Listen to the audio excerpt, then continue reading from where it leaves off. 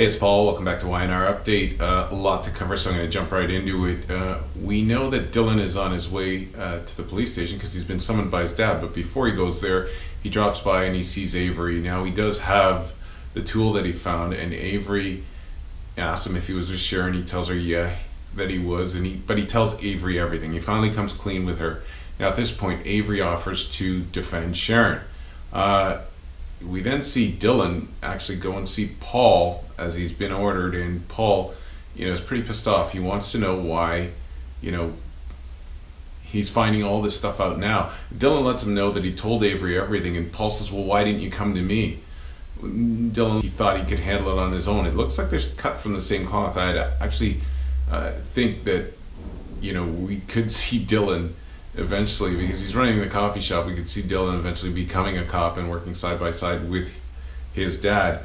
It's funny, when Paul ran a detective agency all those years ago, almost 30 years ago, with his best friend Andy, his father was the chief of police, so we're almost seeing, a bit of deja vu here. Nick and Sharon bring their son back to Sharon's to basically get some rest, and but Noah turns to Sharon and says, please tell me you didn't have anything to do with Courtney's death.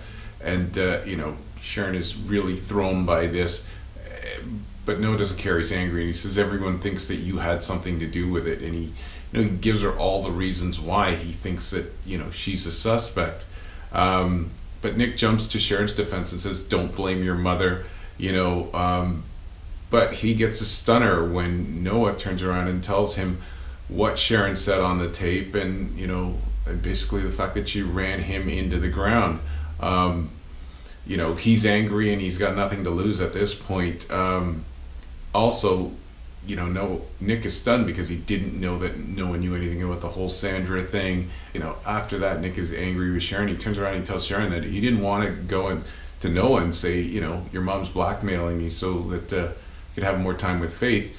Sharon is kind of burning all the bridges around her, and she's got her son turned against her, she's got her ex-husband turned against her, and everyone thinks that she's a suspect. So how this is playing out. It's looking really bad for her, and it's looking like only a miracle can save her. While this is all going on, someone is watching them at at Sharon's place. Someone's looking through the window, so we know it's the killer. We know he's close by. He or she are close by. And but it also lets you know too that it isn't Sharon. I mean, although everything is looking like it's Sharon, it is true what she says, that and I believe that she's just being set up, and she looks the part, and it's someone that knows that she has a history of mental illness. And we throw a lot of suspects out there, but you can never help but jump back to Victor, because he's proven that he will use that against her, and he is the puppet master. So I don't know. My head is spinning. I have too many theories now. Then we see Jack and Billy and Ashley and Phyllis, and they have a family meeting, and basically talking about how they got to pull together to sort of defend themselves against Victor. Now, Phyllis asks if they, if they have any family secrets that Victor can go after, but she gets a phone call and she's got to leave the room. And then, but Jack, asks Ashley, do you think that Victor could use the fact that you're not really an abbot?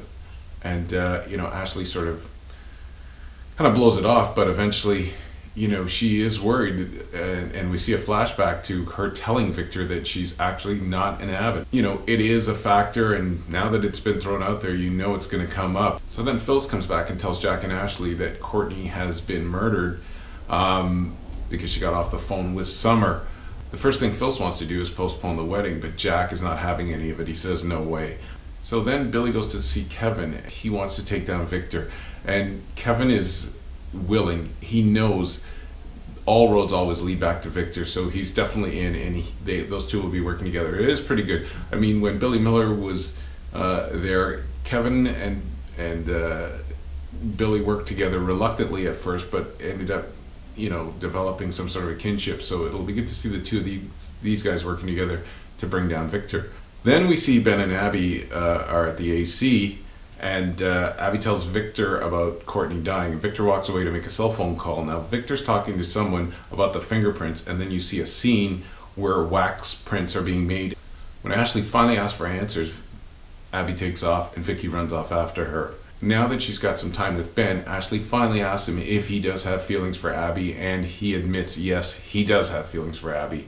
We all saw this coming. We know where this is going. We've talked about it before. It's looking like the two of them are going to get thrown together. I mean, what a waste. I mean, are they really going to have Stitch as the guy who had an affair with the mom and is having an affair with the daughter? It's kind of ridiculous. Are they really trying to give Vicky more than enough reason to leave him?